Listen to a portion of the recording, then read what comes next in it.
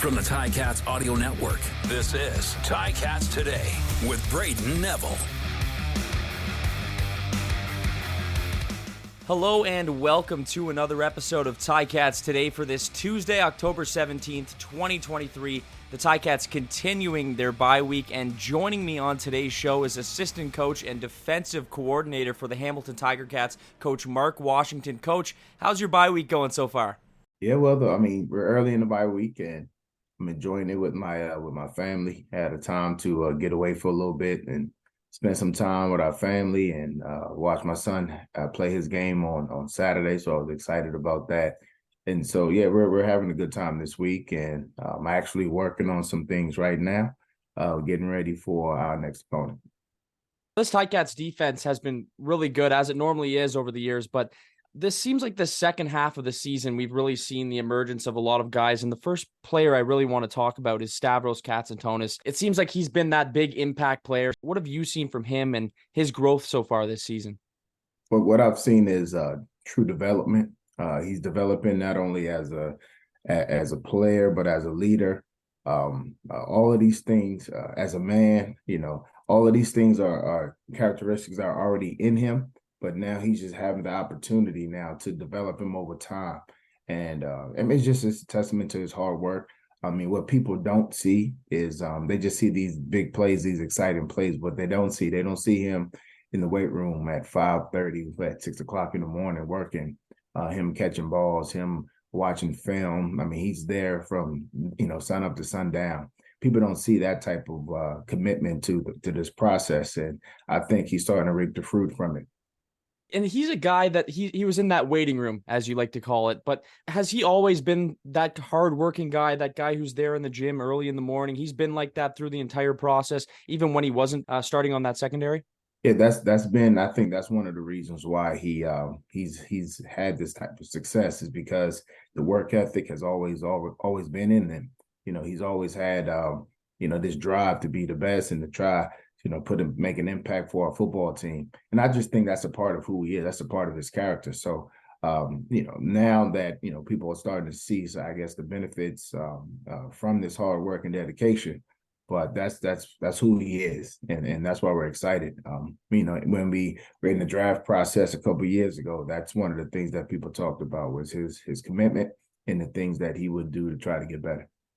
One guy I really want to talk about is Simone Lawrence. He has a season like he did last year where he's battling injuries. Coming into this season, we weren't really sure how Simone was going to look, but he's looked incredible this season, and he's putting up numbers we saw him put up when he was 25 or when he was a young player. He looks the exact same, but how big has it been for Simone to play the way he has this year? He enters the top 10 in all-time in CFL tackles. But what have you seen from Simone this year in this big bounce back season? Well, if Simone's an impact player, he's going to impact your team however he steps on the field. Whenever he steps on the field, he's going to impact your team. He's that type of player. He's that type of person. He's that type of leader and personality, and so we want him to impact our team in a positive way. And man, this is a testament also to his commitment in the offseason. Like you said, he was injury ridden last year. Right. And so he committed himself to taking care of himself, his body and his knees, his legs, and every part of him, even his mind. And I saw the work that he was putting in the off season. And now it's really coming to fruition. I mean, he's just a player. It doesn't matter. It could be 10 years from now. He's still going to be going hard because that's who he is. You know what I mean? And he's a Ticat true, man. And I'm excited to see him play. I'm excited to see him going down now. Into the playoffs, and the impact that he's going to bring our football team. What kind of leadership qualities does Simone have? Because he's that kind of guy. When he talks, players listen. I mean, you look at what he's done in the CFL, but how is he impacting this team on a leadership standpoint? Well, that's part of it. You just said it. When he talks, people listen. And a lot of the young guys, I say, who is this guy? All right, well. I just listen, just watch him work. And here's what this is another thing that people don't quite realize about him. The way he plays on game days, the way he plays in practice. I mean, he's 100 miles an hour all the time. And so if you're a young player, if you're a rookie, and you see this guy who's been around for 9, 10 years, still going hard every single practice, every single day, communicating as if it's the fourth quarter of the Grey Cup. I mean, he is out there, busting his tail every single day, every single play. And so how do you not bring that type of intensity? And he demands it from everyone else too. And so in that way, he's impacting not only our team, because he demands that from himself, he demands that from our defense, and that in turn pushes the offense. That in turn pushes everybody else in the special team. When he's seeing things on the field that aren't right, he's going to call them out. He's going to say something about it, as true leaders do. And that's exactly who he is. And I'm really happy, to have Simone playing this way, playing this hard, playing this impactful right now. It's been exciting to watch, and we all know Simone is one of the best defensive players to ever play. So to see him have the season like he's been having this year, it's been a treat to watch. Another guy who's been really exciting to watch, a new member of the Ticats, Jameer Thurman. What has he brought to this defense night in and night out? He's so consistent. Every time you watch this guy, he's always doing something for this team. But what have you seen from him here this season? Well, you want to bring impactful players to your football team, and we saw the potential in Jameer, and during last season, and it was like, all right, well, let's see if we can, he's coming, if we can bring him in. And now all of a sudden, he's here and he's fit right into the Ticat mindset mentality. He understands it. I think he's breathing it. He's understanding, and he's excited about it every day. He's one thing we have about our football team, we got a lot of guys who don't mind hard work. Yeah. He's there early, he's staying late. I mean, he's always pushing us. He's always coming into the defensive staff room, with ideas or questions or things like that, things that we can become better, and so I appreciate that type of leadership from Jameer also.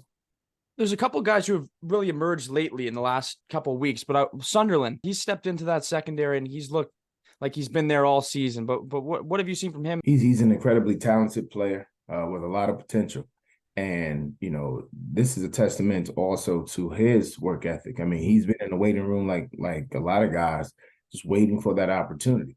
But then when you're in the waiting room, you have, two mindsets. You have guys who are just biding their time, just collecting their paycheck or whatever. And then you have guys who are preparing themselves and getting themselves ready because the doctor can see you at any moment, you know what I mean, in that waiting room. And so you better be ready.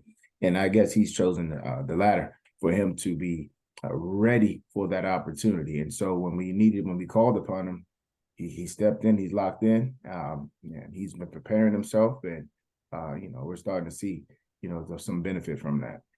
That game against BC, it's a tough loss, but it was a great game to watch. It was back and forth. There was so much going on. That Dexter Lawson catch, I mean, what were you thinking when you saw that? Well, when I saw the corner route and I said, okay, staff had pretty good position on it. Pretty much knew that route was coming. You know what I mean? I said, oh, okay. And then, as a coach, things sort of go in slow motion in my mind. I'm like, all right, well, did we get a fallback on it? And sure enough, Dexter fell back on it. And I mean, the catch itself, incredible to catch. And not surprised though. I've seen this kid make some really good plays in practice. I've seen him catch some balls in practice and things like that. He has a tremendous hand. And, I'm glad he had an opportunity to make a play for our team. I was up in the media center, so I was on the 7th floor for the catch, and you're not allowed to cheer up there. You're not allowed to be loud, but I had to walk away for a second from the 7th floor because it was too hard to contain after seeing that catch and then looking at it on the replay. And I have no idea how he was able to grab that ball, but I wanted to get your take on that. Chris Edwards, he's another guy who kind of flies under the radar, but he's so impactful for this team. What has he brought this year? Well, he brings consistency. We know what we're going to get every day from Chris. He comes at 100 miles an hour. He's fired up. He's ready to play. He understands, he appreciates the game of football. He appreciates every single play. He comes out to practice. He's there early. He's getting there, working on himself, working on his body, getting himself right, allowing himself an opportunity to go out and make an impact for a football team. Chris is that type of guy who's going to bring some spirit, man. He's going to bring some heat, and that's what we need, especially this time of year. Also, he brings experience and perspective because, he's been there. He's traveled this road. And, a lot of the young guys, they may not understand what's coming. And Chris is like, look, let me tell you what's about to happen. And he'll go down, he'll start to explain some things to him. So, he's been an impactful player. We're going to need him over the next couple of weeks to be that impactful player that he's been.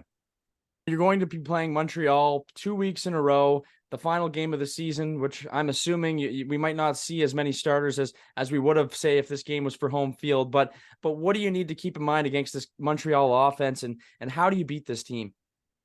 Well, we're gonna have to play Ticat defense. We're gonna make sure that we're focused on the things that we need to execute. We know they have the quarterback is playing well, the running game, they have some really talented receivers, but our team is designed and our defense is designed to be able to take away that quarterback, take away the run game, take away the passing. That's what we're designed to do. And so these games are obviously, this game is important as much as people say it's a throwaway game. It's important, you know what I mean? And we understand the impact that we have to have for our football team, especially when it quote unquote counts in the playoffs. These men have been working extremely hard for all of these weeks, and you don't want to just take an opportunity for granted and throw it away and say this game doesn't matter. Every game matters because they're on the field taking a risk in what they need to do. So we're prepared. We're going to be prepared. We're going to be ready to go when we go up there, and then go up there again and do what we have to do to come and get a win. How do you go about a game plan? Because you have to play some big players no matter what. It's just the way you only have so many players. But how do you decipher how you manage this Montreal game, the final regular season game, heading into playoffs? Well, there are a lot of factors that go into it, from not only injuries, playing time to, there are all kind of factors that go into it, right? And then your game plan goes into it. What you want to actually do goes into it. So there's a lot of different factors that we as a staff will sit down, discuss, and put something together. We want to make sure that we're continuing the more positive momentum and the positive impact so that we can prepare and get ourselves best opportunity to win the game and then win the next game also. It's been quite some time since you played Montreal, but what's different about this team now than the last time when you played Montreal, would you say? Well, they're playing very confidently. I think they have a full grasp of what they want to do, in all three phases of the game. I think they're able to put it together, and they get it. They get their personnel, and then they're using it to their benefit, obviously. Well, Coach, I appreciate you joining me today. It's going to be exciting these next couple of weeks, and Ticats fans, I'm sure, are ready to get going here and waiting to watch this first playoff game, but still one more against Montreal. But once again, Coach Washington, thank you for joining me today. Oh, thank you. No problem, brother. Take care. Big thanks to Coach Mark Washington for joining me on today's show. Before we go, Ticats fans, one of the great events happening early in the Grey Cup Festival this year is the Sport Hamilton Breakfast of Champions presented by Stelco. In partnership with the 2023 Grey Cup Festival, Sport Hamilton will recognize Hamilton area athletes, teams, and coaches that have accomplished high athletic success in the 2023 season. That'll be taking place on November 14th at the Hamilton Convention Center. For more information, go to greycupfestival.ca/events. That's all the time for me today. I want to thank you for listening to Ticats Today.